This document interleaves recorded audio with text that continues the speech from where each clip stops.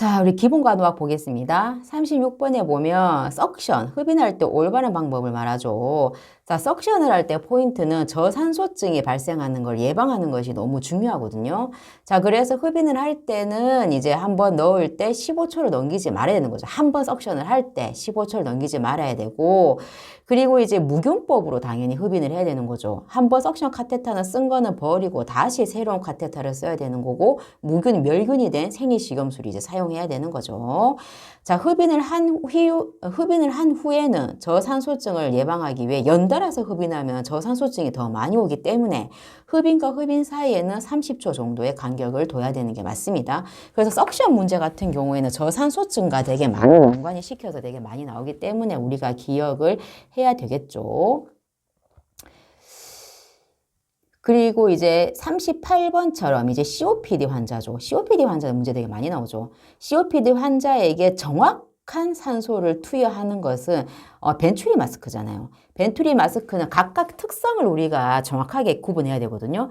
비강 캐뉼라 같은 거는 비강에 막 콧구멍에만 끼우는 거다 보니까 이제 2에서 5리터까지 이제 어떤 책에서 2에서 4리터 이렇게 돼 있기도 해요. 그 낮은 저용량에까지만 이제 공급을 할 수 있는 거고 그 용량보다 더 과하게 들어가게 되면 콧구멍 안이 조직이 헐게 돼요. 산소로 인해 가지고. 그래서 저용량만 들어가지만 식사하거나 대화할 때 굉장히 용이한 이제 방법이긴 합니다. 그리고 이번에 단순 산소 마스크는 이제 비강 캐뉼라 해가지고 유지가 안 되면 그냥 심플한 이제 마스크를 쓰는 거고, 자, 3번에 부분 제호 마스크 같은 경우와 비제호 마스크를 구분해야 되는데, 자, 부분 제호 마스크 같은 경우는 부분적으로 제호흡이 일어난다는 거예요. 근데 비제호흡 마스크는 제호흡이 아예 일어나지 않는다는 건데 비제호흡 마스크를 설명해 드릴게요. 자, 그럼 우리가 CO2를 숨을 내뱉잖아, 그죠? 내뱉으면 이산화탄소 나오잖아, 그죠? 그럼 이산화탄소가 제호흡이 되지 않는다는 거예요. 그럼 이 이산화탄소는 마스크에 있는 여기 옆에 보면은 그 일방향 밸브 같은 게 있거든요. 이걸로 인해서 이산화탄소 밖으로 빠져나가게 돼 있어요. 이 밸브라는 것은 이제 한 방향으로 안에서 바깥으로 이산화탄소를 내뱉을 때 안에서 밖으로만 이제 방향이 일방향으로 나가게 돼 있지 밖에 있는 게 안으로 들어갈 수가 없는 구조예요. 그래서 내가 내뱉은 CO2는 다 밖으로 이제 빠져나가게 되는 거죠. 그래서 비제호흡, 제호흡을 하지 않는다 이거예요. 그리고 또 이제 밑에 보면 밑에 이제 주머니 백 있죠, 그죠? 이 주머니 백에는 산소가 되게 많이 차 있죠, 그죠? 이 산소가 이제 일방향 밸브의 궤도. 이 산소가 이제 계속 환자한테 들어가고 보통 이제 CO2가 일방향 밸브가 없으면은 안에 있는 저장 주머니에도 들어가게 되거든요. 그래서 산소랑 이제 이산화탄소가 저장 주머니에 섞여가지고 같이 이제 또 제호흡을 하게 되는 거죠. 근데 그런 과정이 일체 허용되지가 않아요. 자, 다시 한번 말씀드리지만 밑에는 저장 주머니에도 일방향 밸브가 있어. 그리고 밖으로 나가는 곳에도 일방향 밸브가 있어. 플랩이라고 하는데 그래서 이산화탄소를 내뱉을 때 밖으로 다 빠져나가고 이산화탄소가 저장 주머니로 내려갈 수가 없는 구조이기 때문에 이산화탄소를 제호흡하지 않는다 이거예요. 부분 제호 마스크라는 거는 여기 마스크에 보면 플랩이 없어요. 없어가지고 CO2가 이제 밖으로 빠져나가긴 하지만 밖에 있는 공기도 안으로 들어갈 수 있어요. 그 말은 밖에 있는 CO2도 들어갈 수가 있다는 거죠. 그리고 이제 밑에 저장 주머니 쪽에 일방향 밸브가 없어요. 그래서 내가 이제 CO2를 뱉게 되면 이 저장 주머니에 이제 CO2가 내려가게 되는 데가 섞인다는 거예요. 그래서 산소를 들이마시면서 CO2도 같이 부분적으로 들이마시게 되는 거죠. 이게 부분 제호흡 마스크랑 비제호흡 마스크 차이점이란 걸 여러분이 구분을 하셔야 되는 겁니다. 40번에 보시면 비위관 삽입 절차거든요. L튜브죠, 그죠? L튜브를 삽입할 때는 코에서 이제 귓볼을 지나서 검상돌기까지 길이를 측정을 하는 거거든요. 자, 삽입을 할 때는 코로 숨을 쉬면 안 되겠죠. 콧구멍 넣는데도 코로 숨을 쉬니까 입으로 숨을 쉬라 그러고, 자, 튜브가 인두까지 들어가게 되죠. 이까지 들어가게 되면은 고개를 약간 앞으로 젖혀야 돼요. 왜냐하면은 우리 기도가 앞에 있고 식도가 뒤에 있어요. 그러면 L튜브는 식도로 들어가는 거잖아, 그죠? 그래서 기도를 접어야지 식도로 들어가는 길이 넓어지겠죠. 그래서 고개를 약간 앞으로 젖혀야 되는 겁니다. 그리고 삽입 후에 공기를 튜브로 밀어 넣어. 자, L튜브가 위까지 들어갔죠. 들어가고 난 다음에는 제대로 들어갔는지 확인하기 위해서 공기를 넣어서 공기가 위에 들어가면 부르륵 부르륵 거리는 소리가 나겠죠. 이렇게 되면은 위에 들어가는 공기를 듣기 위해서 상복 상복부에다가 청진기를 대는 거예요. 상복부. 왜냐하면 위가 상복부에 있기 때문에 그런 거죠.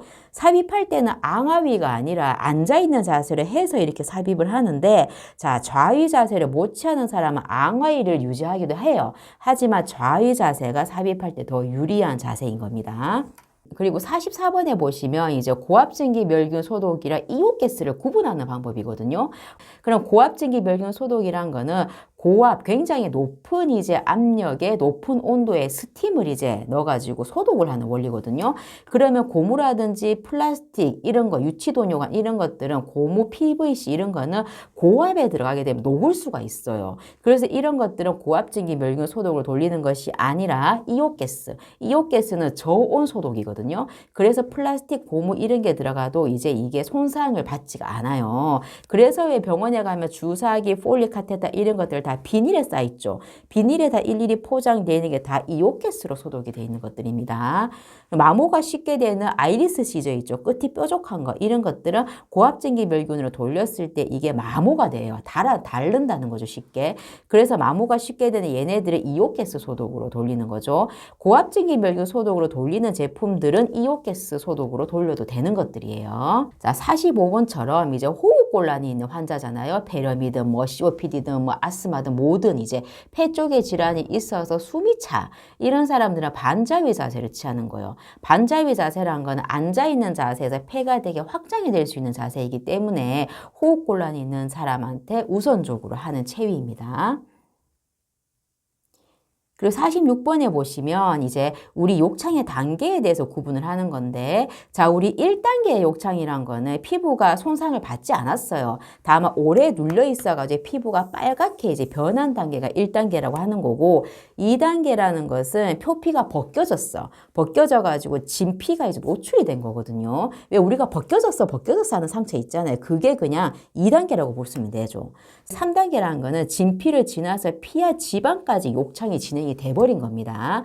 4단계라는 것은 피하 지방 밑에 위치한 뼈, 인대, 근육까지 다 욕창이 진행된 거 굉장히 심한 단계죠. 이게 4단계라고 하면 되는 거고, 여기 문제에 나왔던 미분류 욕창 같은 경우에는 자, 스테이지 단계로 구분할 수 없다는 거예요. 그거는 미분류 욕창 단계, 이거는 검은 괴사 조직 있죠. 검게 썩었다는 거예요. 검은 괴사가 된 이제 덮개, 이제 위에 뚜껑 같은 게 이제 덮개가 덮여져 있는 거예요. 그래서 겉에서 봤을 때는 검은 덩어리, 검은 괴사 뚜껑이 있는 거죠. 심부 조직 손상 의심 단계라는 거는 이제 겉에서 봤을 때는 1단계는 약간 빨갛다 그랬죠. 심부 조직 손상 의심은 보라색이에요. 짙은 보라색. 심부 깊은 곳에 있는 조직의 손상이 의심된 게 추측이 되는 거예요. 의심이 되는 거예요. 다만 이게 심부 조직 손상 의심 단계고, 자, 이제 49번처럼 혈압이 실제보다 높게 측정되는 오류 상황은 되게 헷갈릴 수가 있거든요.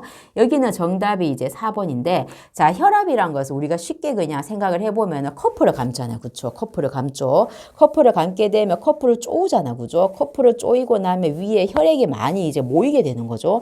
많이 모인 혈액이 내가 혈압계 커프를 이제 살살살 푸는 순간 내려오면서 느껴지는 그 압력을 얘가 잃는 거거든요. 자, 그러면 만약 이 커프가 되게 지나치게 좁아요. 예를 들어서 자, 우리가 애기들한테 말아주는 고무줄 있죠. 이 고무줄이랑 우리가 어른들이 매는 곱창밴드 큰 거 있죠. 이 두 개를 비교해봐요. 똑같이 2번을 감았다고 생각을 했을 때 고무줄로 감은 게 더 쨍쨍합니까? 곱창밴드가 더 쨍쨍하겠어요? 당연히 고무줄이죠. 자, 그러면 커프가 되게 좁은 거 있죠. 커프가 넓은 거 말고 좁은 커프 있죠. 애기들한테 쓰는 커프 같은 걸 성인한테 했을 경우에 당연히 더 많이 타이트하게 쪼이게 된다는 말이죠. 이렇게 되면 혈액이 더 많이 고인다는 거죠. 그죠? 그 말이 뭐죠? 혈압이 높게 측정이 될 수 있는 오류 상황이라는 거예요. 혈압을 이제 측정하는 그 부위랑 심장이 같은 높이로 와야 되는 거잖아요. 그죠? 근데 혈압을 측정하는 팔이 심장보다 지나치게 높았다고 만약 생각을 해봅시다. 그러면은 우리가 물은 높은 곳에서 낮은 곳으로 흐르게 되잖아. 그죠? 그러면 만약 이제 혈압계를 감았는데 팔이 이렇게 들 리는 없지만 예를 들어서 이렇게 감았을 경우에는 이제 피가 밑에 고이기 때문에 혈압이 어떻게 측정이 돼? 낮게 측정이 되죠. 근데 다만 만약 팔을 낮게 내렸어. 그러면은 이제 위에 있는 피가 높이 차이로 인해 가지고 갑자기 싹 내려오게 되는 거죠. 그래서 혈압이 높게 측정이 되는 오류 상황이 펼쳐지는 겁니다. 물은 높은 곳에서 낮은 곳으로 내려가기 때문인 거죠. 51번은 양 목발을 동시에 내딛고 뭐 이런데 4점 보행, 2점 보행 그런 거죠. 그죠? 이거를 구분 잘해야 되는데 자, 우리가 4점, 2점, 3점 되게 헷갈리잖아. 그죠? 이 점이라는 거는 바닥에 닿는 면을 말하는 건데 우리가 기억해야 되는 거는 동시에 딛는 것은 1점이라고 카운트하는 거예요. 만약 목발을 동시에 딛었어. 이건 1점인 거예요. 다리가 한쪽이 나갔어. 또 1점이야. 또 다리가 또 한쪽이 나갔네. 1점이야. 다리가 두 쪽이 동시에 나갔어. 이거는 1점으로 카운트하는 거죠. 자, 요거를 베이스로 깔고 볼 텐데 보세요. 양 목발을 동시에 내딛었어. 몇 점이에요? 1점이죠. 그리고 나서 다친 다리가 나갔어. 또 1점 더해줬죠. 2점이죠, 총. 그 다음에 건강한 다리가 나갔어. 또 1점이 더해졌지. 총 몇 점이에요? 3점이에요. 그래서 이게 3점 보행이 되는 거예요. 이렇게 기억하셔야 됩니다. 근데 예를 들어 양 목발을 동시에 내딛은 게 아니라 지그재그로 한쪽 목발 나가고 한 발 나가고 또 한쪽 목발 나가고 또 한 발 나가고 이런 몇 점이에요? 4점이잖아요. 그죠? 그래서 이렇게 점을 양 목발이 동시에 나가면 1점이구나. 이거를 기억을 하면 쉽게 풀 수 있을 거예요. 그리고 54번에 보시면 체온 측정에 관련된 문제가 나오는데 자, 우리가 심부체온 있죠. 심부체온을 가장 잘 반영하는 이제 체온 방법이 뭐예요? 고막체온이잖아요. 이 고막은 안쪽에 있는 시상하부 뇌 있죠. 거기랑 같은 동맥에서 혈액을 공급을 받게 되므로 머릿속에 있는 심부체온을 정확하게 가장 잘 반영을 한다고 표현을 해요. 하지만 이제 말이 좀 달라지면 헷갈리는데 직장체온은 가장 정확한 체온을 측정할 수 있는 방법이에요. 자, 심부체온을 측정하는 방법이란 말이랑 다른 거예요. 자, 직장이라는 곳은 바람이 불든 춥든 덥든 간에 직장 안은 환경의 영향을 안 받아요. 그래서 환경의 영향을 받지 않은 상태에서 정확하게 체온을 측정할 수 있으니 직장 체온이 가장 정확한 측정 방법이라고 하는 거예요. 그리고 2번에 보시면 애가 체온 같은 게 여기 있죠. 체온에 땀 채이고 막 그러잖아요. 그렇죠? 마른 수건으로 비벼서 닦으면 열이 발생하는 거잖아요. 그래서 톡톡톡 두드르듯이 해가지고 이제 체온을 측정을 해야 된다는 거죠. 그리고 3번에처럼 고막 체온 측정할 때 3세 미만 어떻게 해요? 귓바퀴를 후방으로 당겨야 되는 거죠. 그죠? 웨이도 이게 방향이 이제 우리 어른이랑 다르기 때문에 이거를 당겨야지 웨이도가 체온 측정이 정확하게 되기 때문에 그런 겁니다. 56번처럼 섭취량 배설량 문제 되게 많이 나오죠. 자, 56번 같은 문제는 자, 젖은 드레싱 있죠. 뭐 축축하게 삼출물 되게 많이 나오는 것도 꺼져 젖은 그 채로 이제 그람수를 재가지고 우리가 배설량이 카운트하거든요. 또한 이제 배설량에 들어가는 거는 정상 대변은 배설량이 잘 안 들어가요. 횟수를 그냥 단순하게 카운트하는 것 뿐인 거지 배설량에 들어가는 대변은 설사만 들어가는 거죠. 설사, 구토, 그리고 과도한 호흡일 경우에도 산정을 해서 들어갑니다. 일반 정상적인 호흡 이런 거는 안 들어가는 거죠. 그리고 섭취량에 들어가는 거 당연히 모든 주입이 되는 거 다 들어가는 거잖아요. 내 입으로 먹는 거, 링겔로 들어가는 거, 그리고 항생제 섞어서 들어가는 미니 생리식염수, 방광 세척한다고 들어가는 모든 주입량 이런 것도 싹 다 섭취량에 다 포함이 되는데 병원에마다 일반 밥은 섭취량에 포함이 안 시키는 병원도 있긴 해요. 막상 이제 일을 해보시면 아마 느낄 거예요. 하지만 이론적으로 우리가 봤을 때는 모든 입으로 들어가는 거는 섭취량에 포함을 한다라고 생각을 하셔야 됩니다. 58번에 유치도뇨관을 가진 환자에게 적절한 간호인데 유치도뇨관 문제도 되게 쉬운 것 같은데 요거는 문제도 되게 자주 잘 나오죠.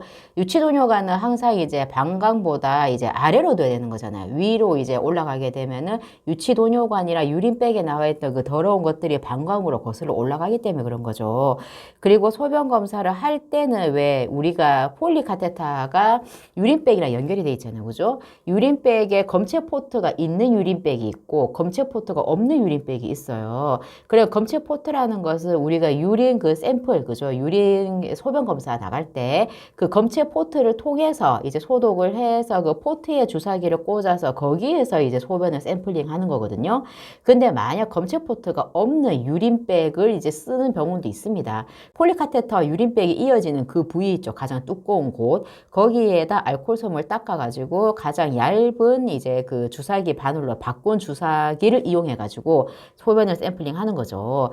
그런데 이 소변 샘플링 하는 게 되게 자주 있게 된다면 사실 검체포트가 있는 유림백으로 바꿔야 되는 게 맞는 겁니다. 우리가 일반 소변 검사를 나갈 때는 알코올솜으로 닦지만 소변 배양 검사를 나간다고 하면은 알코올솜이 아니라 포비딘으로 닦아서 검사가 나가야 되는 겁니다.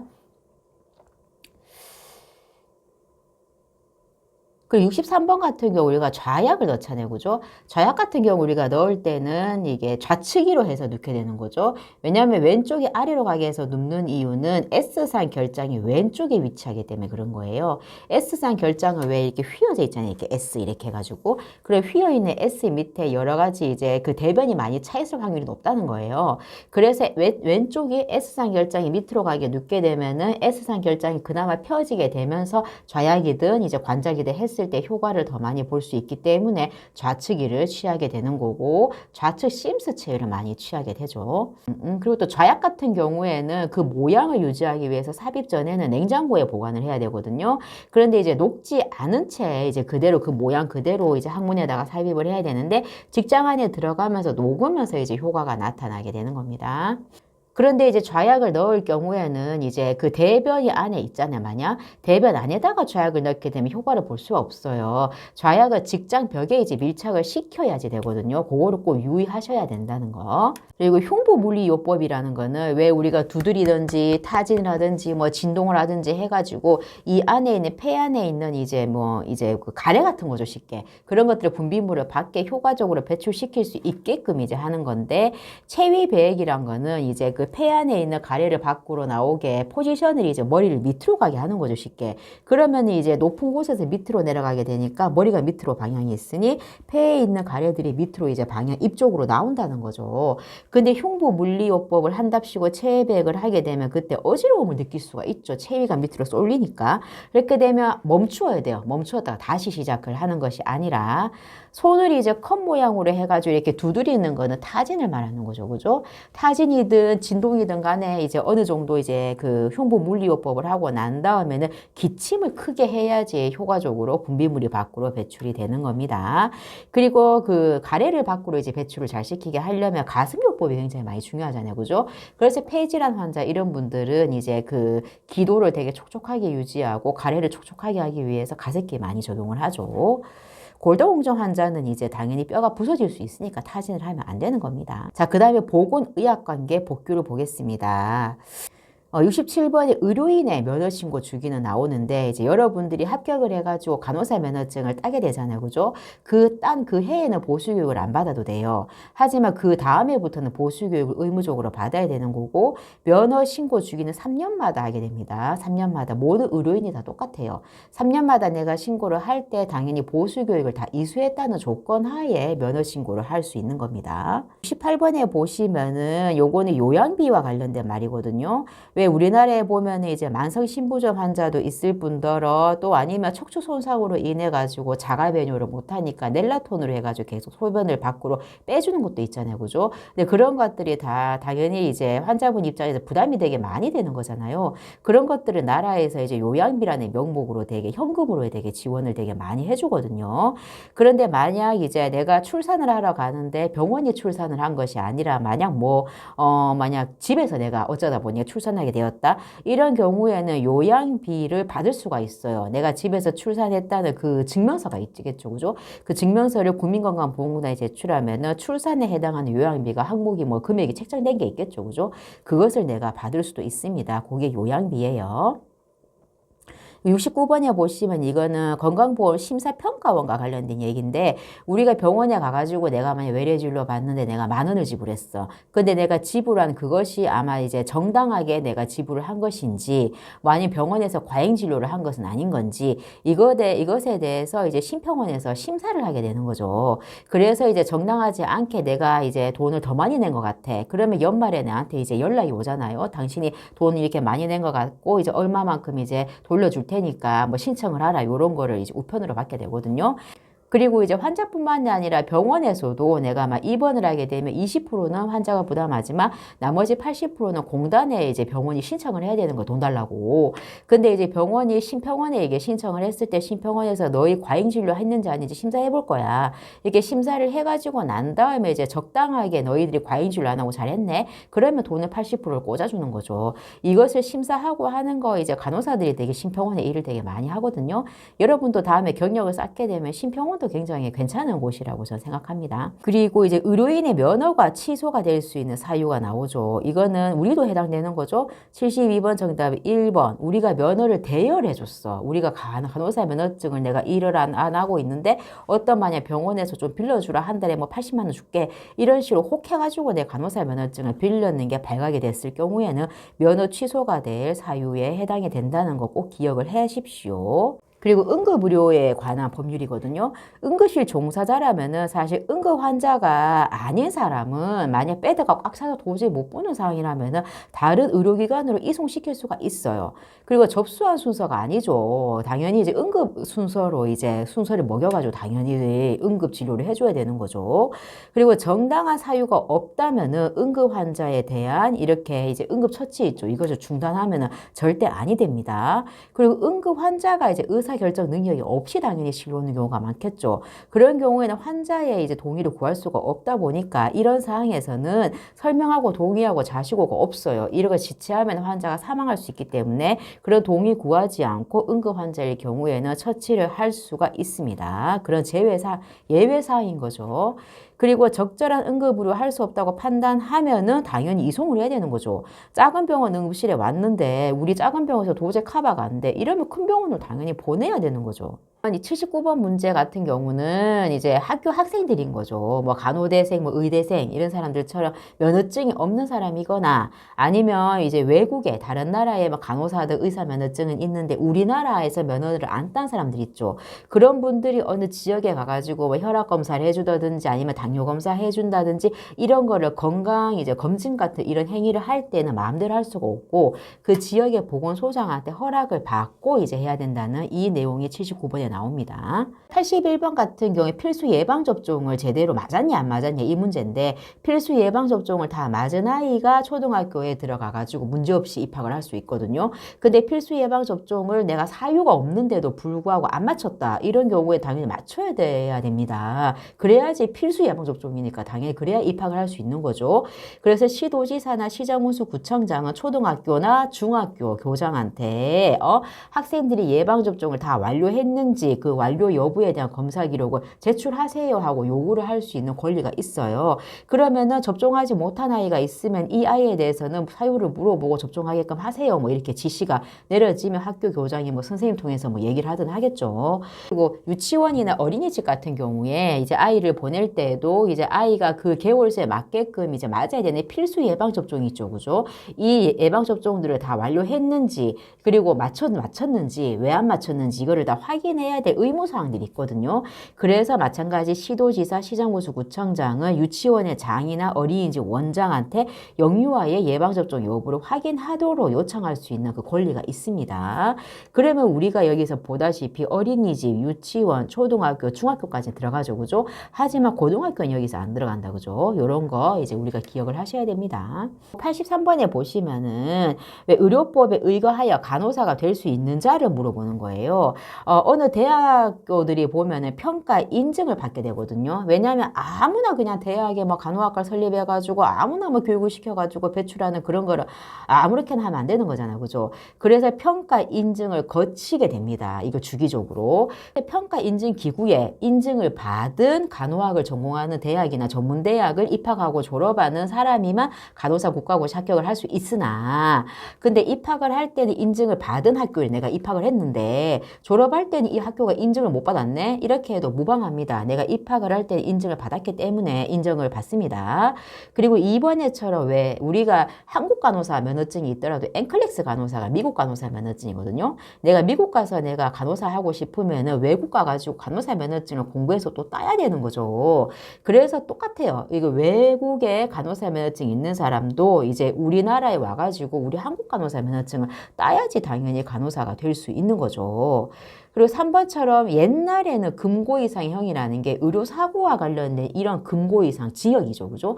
징역 이상의 형을 선고받았을 때만 이렇게 좀 곤란했었는데 이제 얼마 전에 그 법이 바뀌었잖아요. 교통사고로 뭐 어떻게 되든 뭐 어떠한 사고든 간에 금고 이상의 형의 선고를 받고 문제가 생기면은 의료인이 될 수가 없습니다. 그래서 이것 때문에 많은 의료인들이 좀 반발을 되게 많이 하죠. 왜냐하면 내가 교통사고라는 것이 내가 이제 고의적으로 하지 않더라도 교통사고 날 수가 있는 거잖아요. 그걸로 인해서 합의가 제대로 잘 안 되면은 뭐 정말 운 없으면 징역도 살 수가 있게 되는 건데 의료와 관련이 없는 영역에서까지 이렇게 금고 이상의 형의 선고를 받으면 의료인이 될 수 없어. 이렇게 돼버리면 너무 가혹하지 않냐, 너무 좀 아니지 않냐, 뭐 이런 얘기로 되게 많이 분쟁거리가 있긴 한데 어쨌든 간에 현재 의료법은 바뀌어 있는 상태니까 이렇게 이해를 하셔야 됩니다.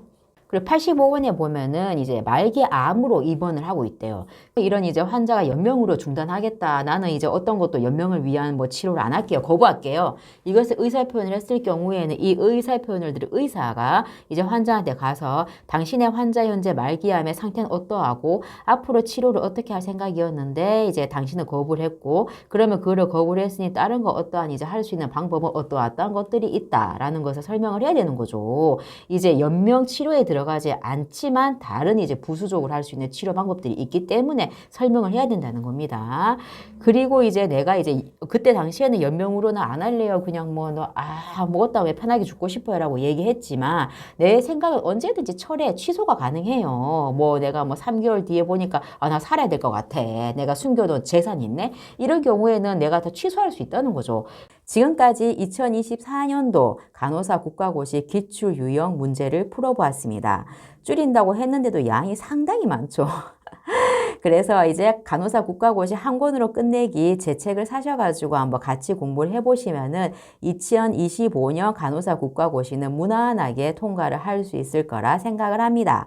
그리고 제 책 중에서는 신규 간호사 임상 매뉴얼 책도 있거든요. 신규 간호사로서 이제 시작을 하는 그 단계에서 제 책이 아마 되게 많은 실질적인 도움이 될 거라고 생각을 합니다. 여러분의 합격을 열렬히 응원하겠습니다. 이상은 작가이자 간호사 김인소였습니다. 감사합니다.